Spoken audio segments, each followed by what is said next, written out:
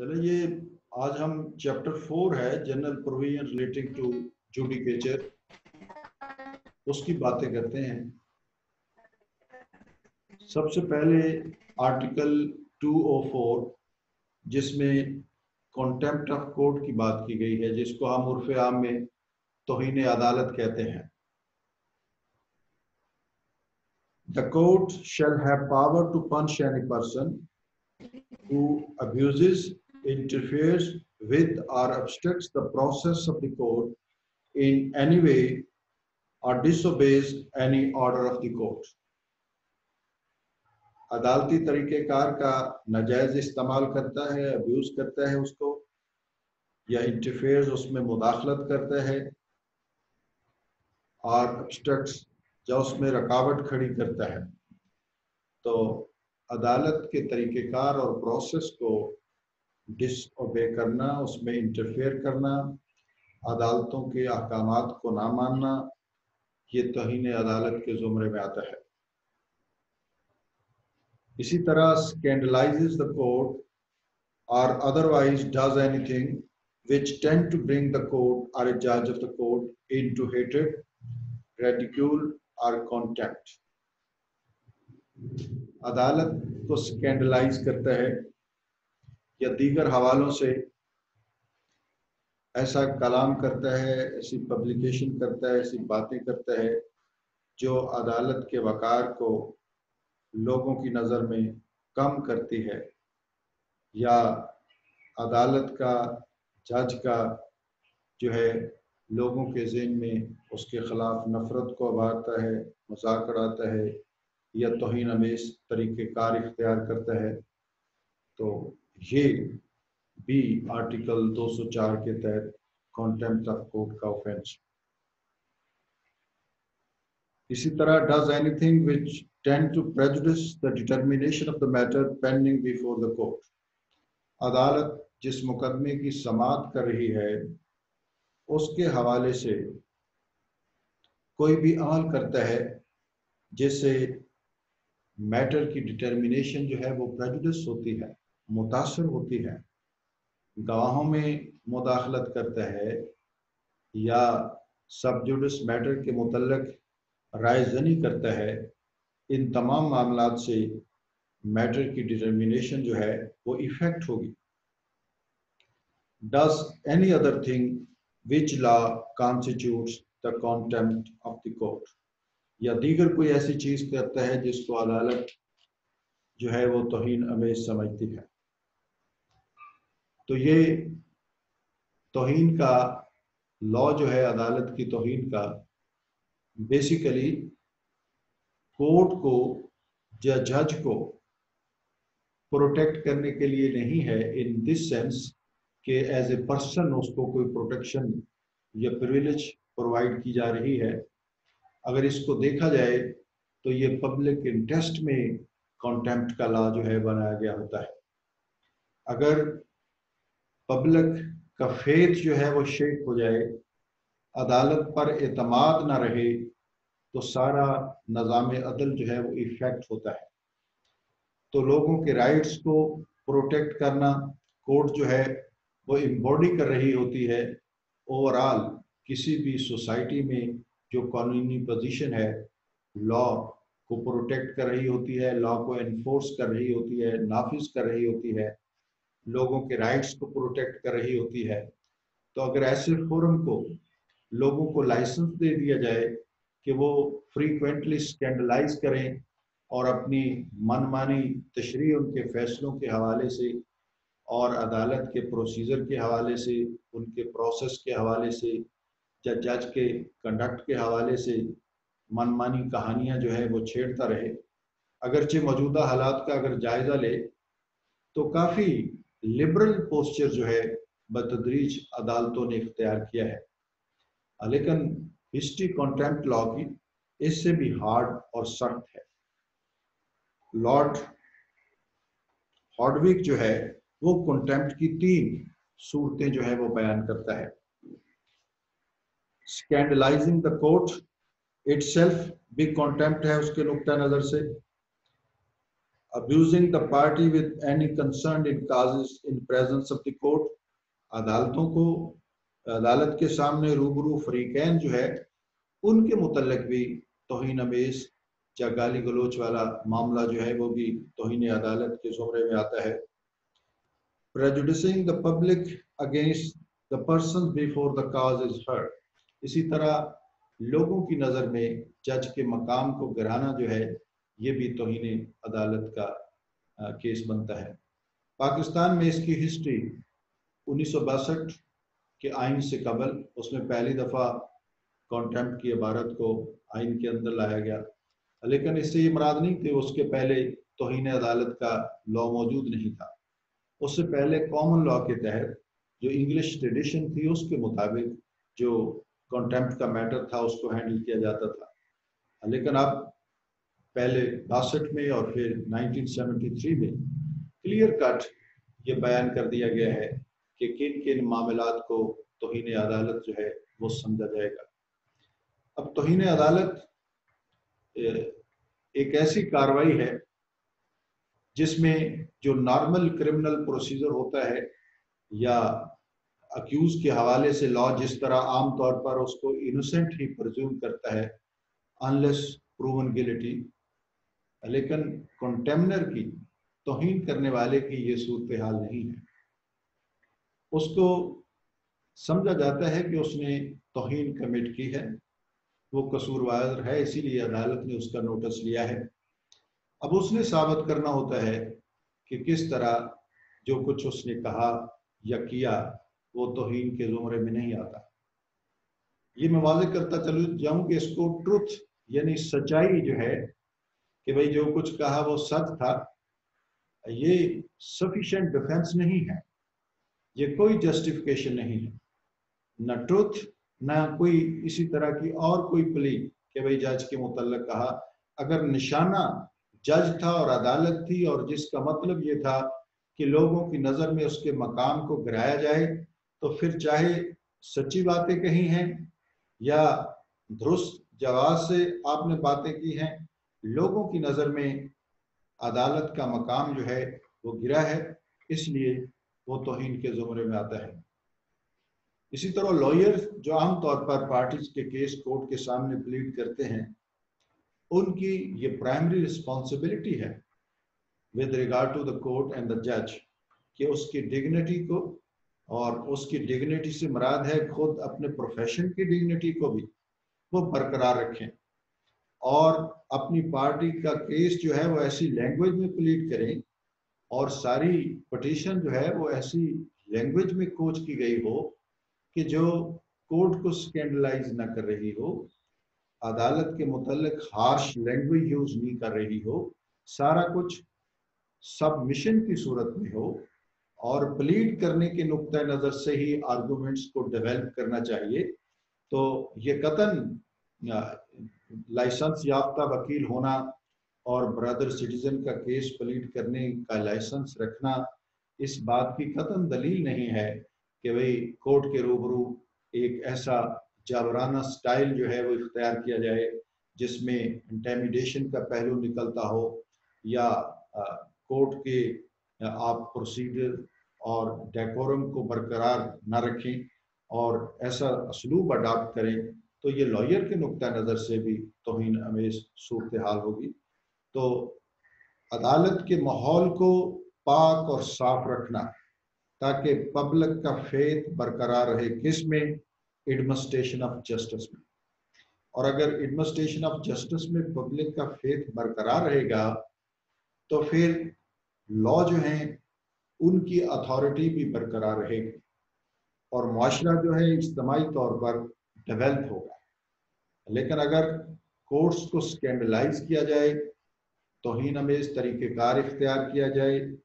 سب Judas metre پر، جس طرح ہمارے ہاں ٹاک شو میں ہوتا ہے کہ میٹر عدالت میں زیر سماعت ہوتا ہے اور سارے اس کے میرٹس اور پتہ نہیں کیا کیا اس کے اندر ڈسکس کیا جا رہا ہوتا ہے ججز کے حوالے سے، تو یہ انگلستان میں قطعاً اس طرح کی صورتحال کی اجازت نہیں ہوتی. جو میٹر سبجیکٹس ہوتا ہے اس کے متعلق آپ اس طرح باہر رائے زنی نہیں کر سکتے جس سے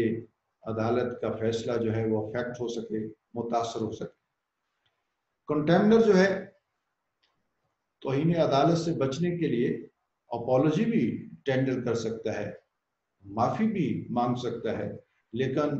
معافی مانگنے کا طریقہ یہ ہے کہ عدالت کے رحم و کرم پر اپنے آپ کو چھوڑے، اگر مگر سے اپنی بات کی وضاحت کرے، اس کی سچائی پر جو ہے وہ اڑ جائے کہ میں نے سچی باتیں کہی ہیں، یا ان کی دیگر قسم کی جسٹیفیکیشن تلاش کرتا پھرے، تو یہ اپالوجی نہیں ہوتی۔ اپالوجی ہے انکنڈیشنل۔ تو اگر عدالت سمجھے کہ صاف دل کے ساتھ اور شخص نے اپنی غلطی کا اعتراف کر لیا ہے اور عدالت کے وقار کو مان لیا ہے،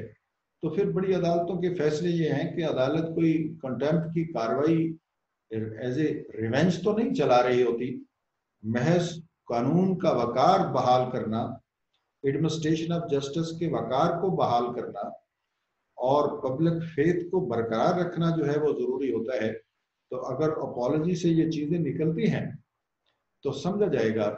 کہ بھئی اس کی جو اپالوجی ہے اس کو ایکسیپٹ کر لیا جائے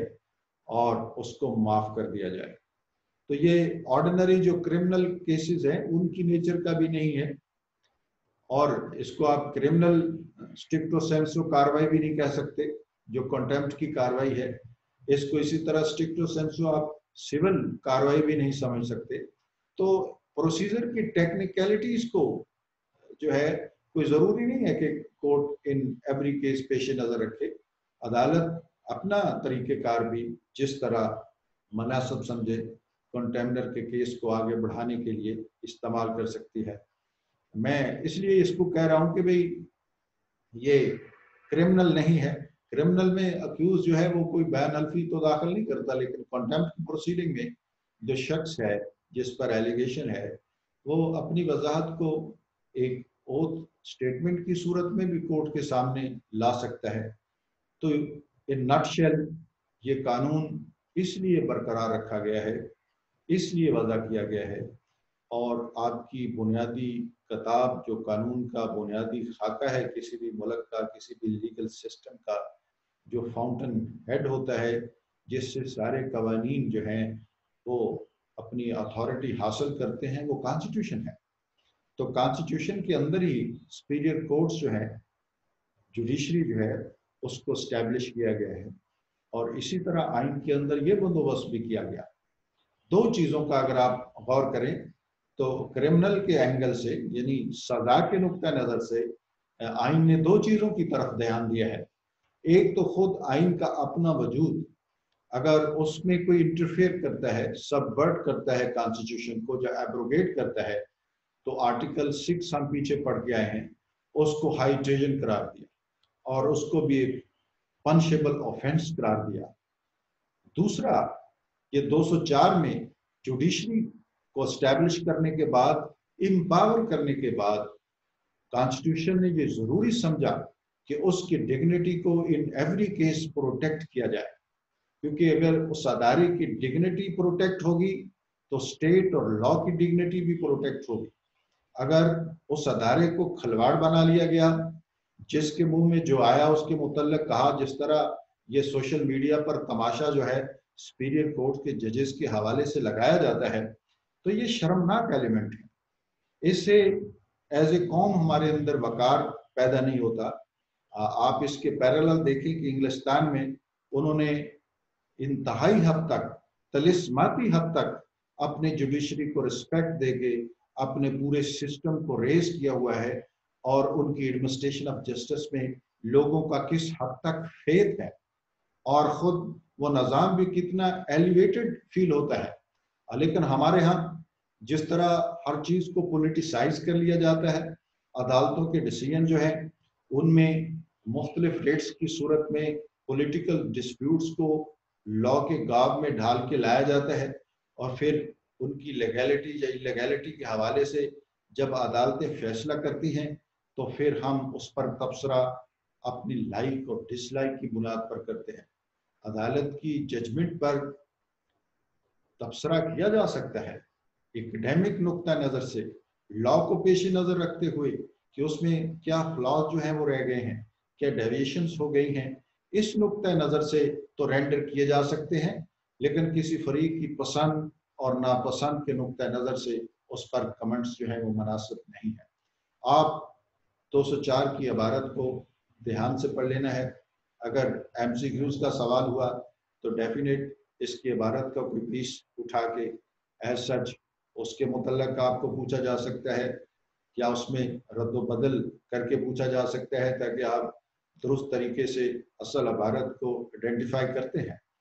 तो ये सारे आर्ट अभी ये तो पूरी तरह तय नहीं हुआ, अभी नोटिफिकेशन इस हद तक नहीं आया कि भाई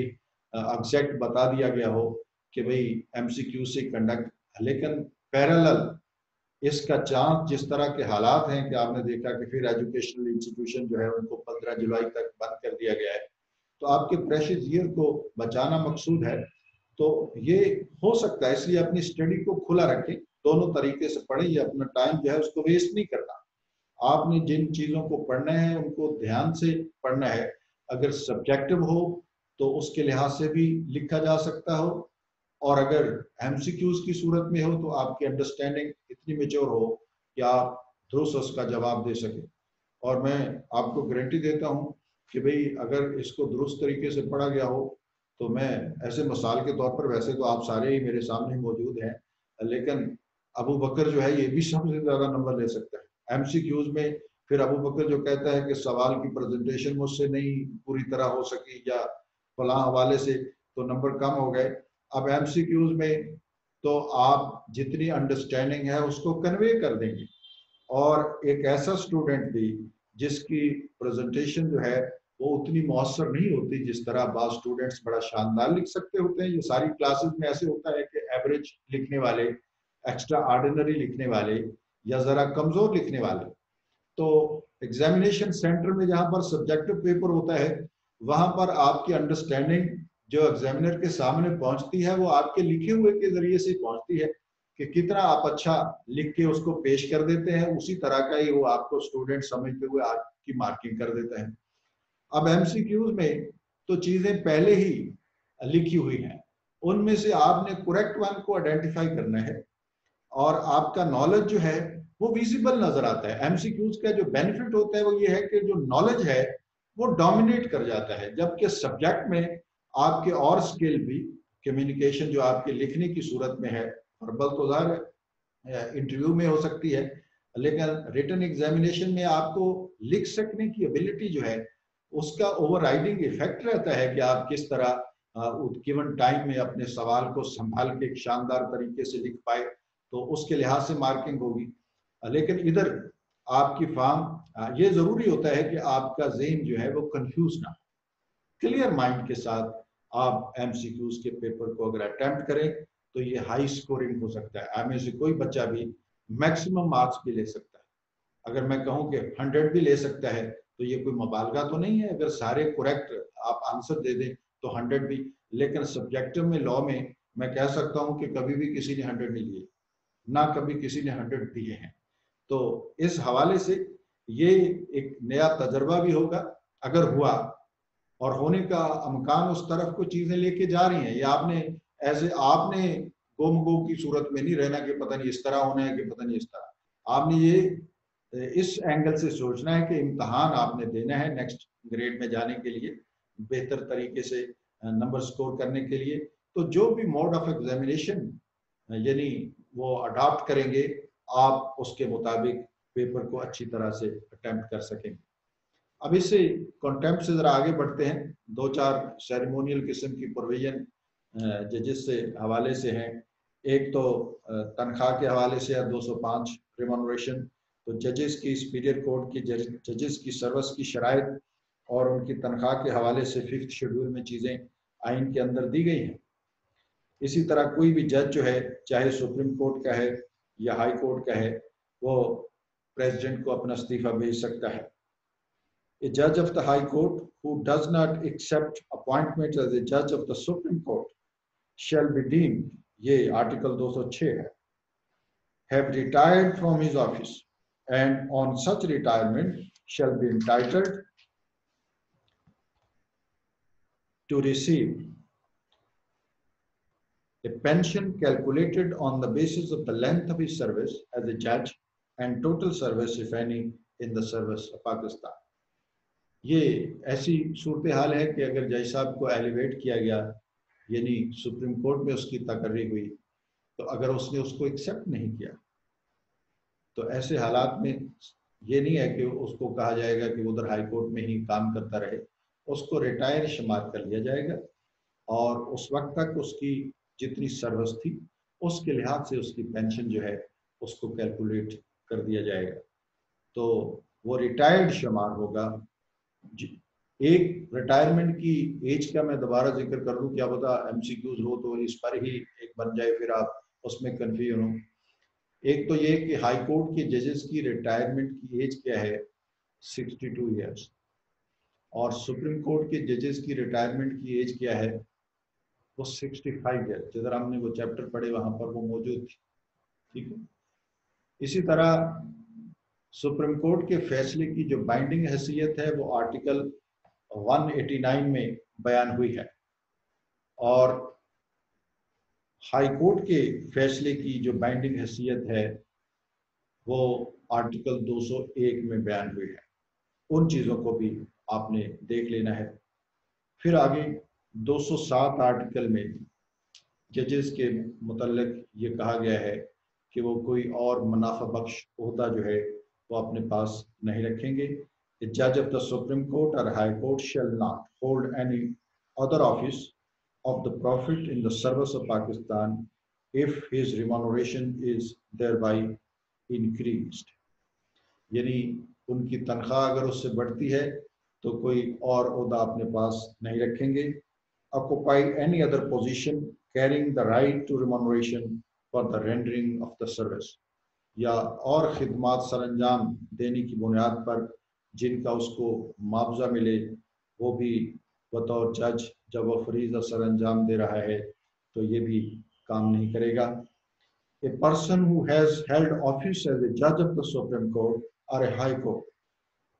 shall not hold any office of the profit in the service of Pakistan, not being a judicial or quasi-judicial office of the Chief Election Commissioner or of the chairman or a member of Law Commission or a chairman or a member of the Council of Islamic Ideology before expiration of the 2 years after he has ceased to hold that office. अगर वो retire हो गया है, जो high court का जज रहा था, जो सुप्रीम कोर्ट का, तो जब तक उसको रिटायर हुए 2 साल नहीं होंगे वो कोई और मुनाफा बख्श ओहदा हासिल नहीं करेगा, सवाए ऐसे ओहदों के जो जुडिशल नेचर के हों या नीम जुडिशल नेचर के हों, या चीफ इलेक्शन कमिश्नर या चेयरमैन उसका, या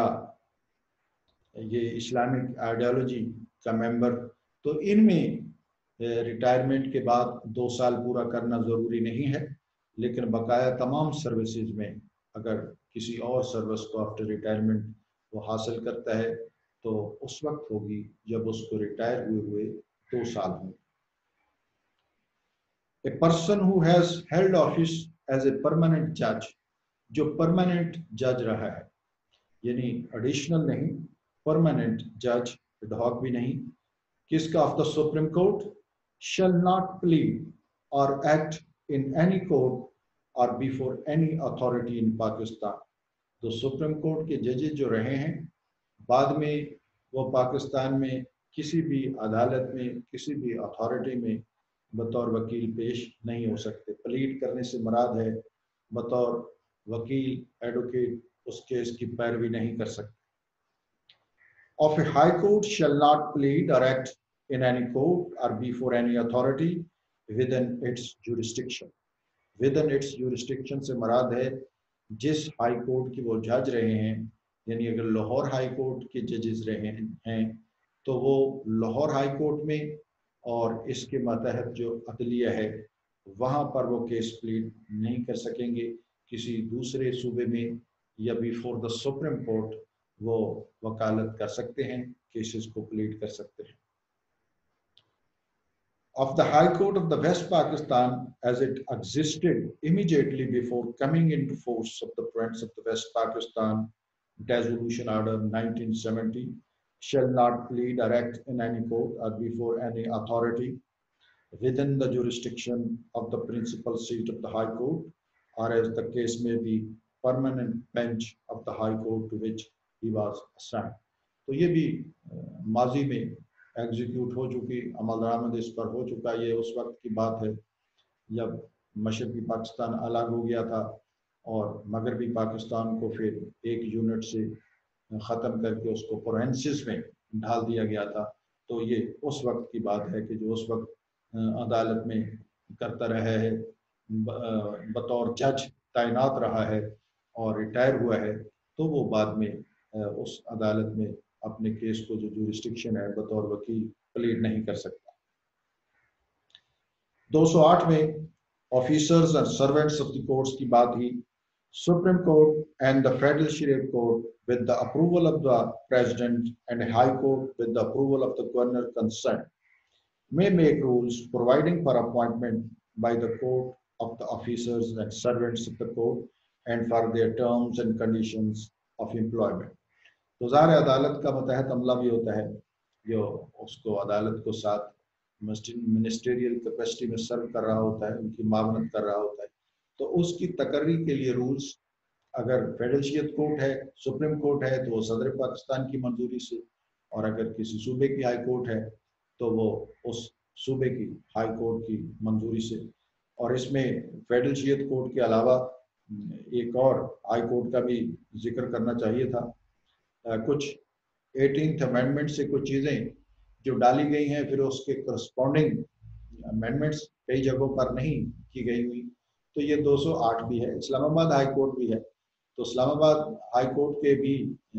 अमले के लिए प्रेसिडेंट से ही अप्रूवल लिया जाएगा और बकाया जो सूबों के हाई कोर्ट्स हैं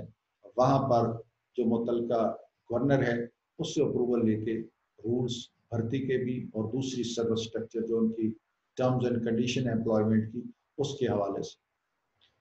अब आगे बात सुप्रीम जुडिशियल काउंसिल। अगर आप सब्जेक्टिव दें तो कई दफ़ा इस पर नोट आ जाता है। यह हम जब जुडिशरी को पढ़ना शुरू किया था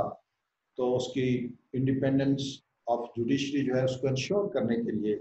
मैंने एक बात ये भी की थी कि आइन के अंदर ये मौजूद है कि जजेस की तकर्री हो सकती है, लेकिन उनको हटाने के लिए तरीक़ेकार जो आइन के अंदर मौजूद है 209 आर्टिकल से, उसको अडाप्ट करके ही हटाया जा सकता है। उनकी अपॉइंटिंग अथॉरिटी उनको नहीं, अदरवाइज हर अपॉइंटिंग अथॉरिटी डिसमिसल अथॉरिटी भी होती है।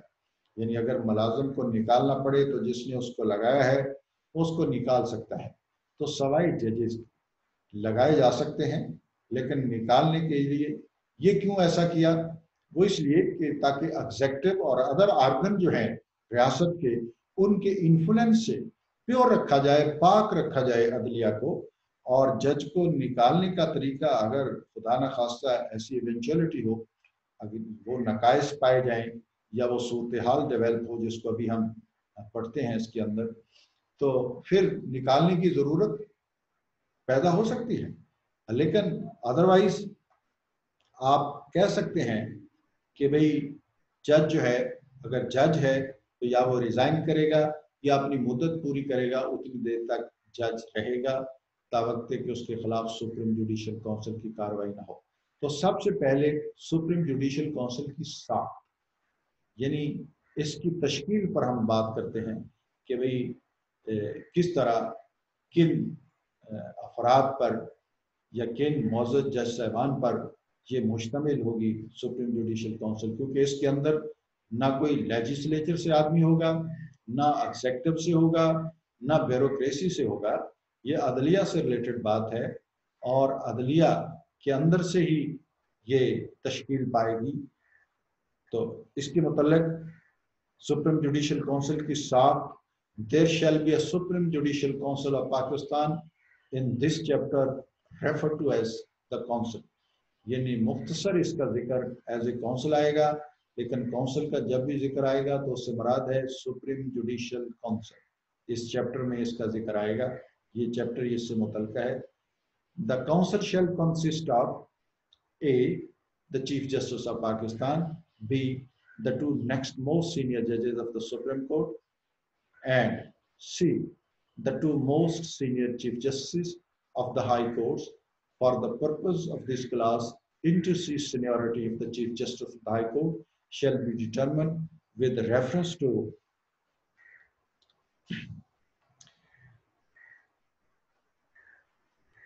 appointment as a Chief Justice, otherwise than a acting Chief Justice, and in case of the dates of such appointment are the same with reference to the dates of the appointment as a judges of any high court. यानी उनकी बतौर chief justice तकर्री की date से होगा, अगर वो भी बराबर हैं तो फिर हाई कोर्ट में जब वो जज लगाए गए थे तो उन डेट्स के हवाले से उनकी सीनियरिटी जो है वो डिटरमिन कर ली जाएगी। तो 3 पार्ट हैं, यानी 3 अज्जा पर मुश्तमिल है सुप्रीम जुडिशल काउंसिल, यानी एक चीफ जस्टिस ऑफ पाकिस्तान है, 2 सुप्रीम कोर्ट के सीनियर मोस्ट जज हैं और 2 हाई कोर्ट के चीफ जस्टिस जो हैं। कितने हाई कोर्ट हैं? पहले 4 थे, now they are 5। Islamabad high court भी है, उनमें से 2 सीनियर मोस्ट चीफ जस्टिस जो है उसमें बैठेंगे। आगे वजाहत कर दी गई कि उनकी सीनियरिटी इंटरसी यानी एक दूसरे के हवाले से कैसे डिटरमिन की जाएगी। तो इस हवाले से डिटरमिन की जाएगी कि किसको कब चीफ जस्टिस लगाया गया था, लेकिन उसमें एक्टिंग चीफ जस्टिस की मुद्दत को शुमार नहीं किया जाएगा। अगर वो डेटें भी बराबर हैं तो फिर उनको जब वो हाई कोर्ट में जज तैनात हुए थे तो उस डेट के नुक्ता नज़र से उनकी सीनियरिटी को डिटरमिन कर दिया जाएगा। इसी तरह सुप्रीम कोर्ट के मुतालिक जब हमने पढ़ा था तो आपको याद होगा कि सुप्रीम कोर्ट के मुतालिक मैंने कहा था कि ये 2 हिस्सों पर मुश्तमिल है। वैसे तो सुप्रीम कोर्ट ऑफ पाकिस्तान है, लेकिन आइन ने उसका जिस तरह अबारत ने जिक्र किया था उसके अंदर से 2 हिस्से निकलते थे कि एक चीफ जस्टिस ऑफ पाकिस्तान और अदर जजेस।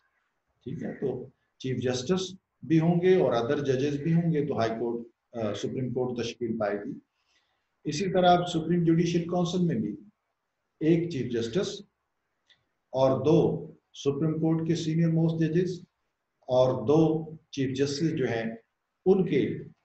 इंटरसी सीनियरिटी को देख के वो भी सीनियर मोस्ट जो है वो इसके अंदर इसका पार्ट हो। इसका फंक्शन क्या होगा? If at any time the council is inquiring into the capacity or conduct of the judge who is a member of the council, or a member of the council is absent or is unable to act due to illness or any other cause, then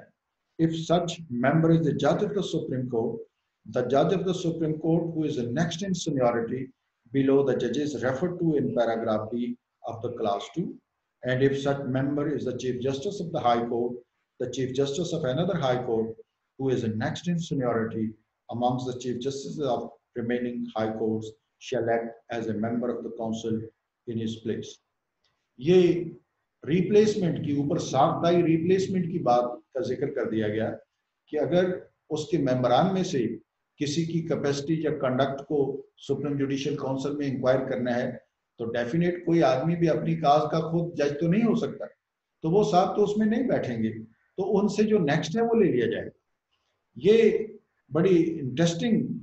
provision है जिसमें ऊपर council 3 part पर मुश्तमिल है, chief justice Pakistan, लेकिन जब replacement बयान की जा रही है तो 2 पार्ट्स की बयान की जा रही है। ये इफ्तिखार चौधरी केस में ये ज़ेर गौर बात आई थी, लेकिन वहां पर डिसीजन में ये जो रिप्लेसमेंट के लिए क्लास 3 का पैरा ए जो बयान हुआ है कि भाई नेक्स्ट ले लिया जाएगा, तो उससे ये मराद ले ली गई। मेरी दानिश में चीफ जस्टिस ऑफ पाकिस्तान की रिप्लेसमेंट इधर दर्ज नहीं थी। सिर्फ 2 सुप्रीम कोर्ट के जो सीनियर मोस्ट जजेस थे जिनका पैरा बी में जिक्र था, उनमें से किसी की अगर कंडक्ट को ज़ेरे गौर लाया जा रहा है तो उसके मुतल्लिक रिप्लेसमेंट का जिक्र है इसके अंदर,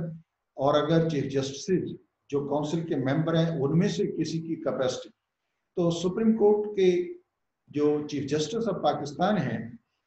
उनकी मुतल्लिक सुप्रीम जुडिशियल काउंसिल में इस हवाले से रिप्लेसमेंट का तरीक़ेकार मौजूद नहीं था। तो उस वक्त ज़ेर गौर आया, लेकिन इसकी पैरा ए के अंदर अब तशरीह के तौर पर डाल दिया गया कि भाई उससे नेक्स्ट जो है वो ले लिया जाएगा। लेकिन इसके हवाले से अब टाइम आपका जो है वो एक्सपायर हो रहा है,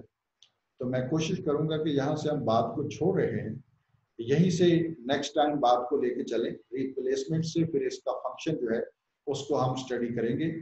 तो आपने इस लेक्चर को अटेंड किया, थैंक यू वेरी मच।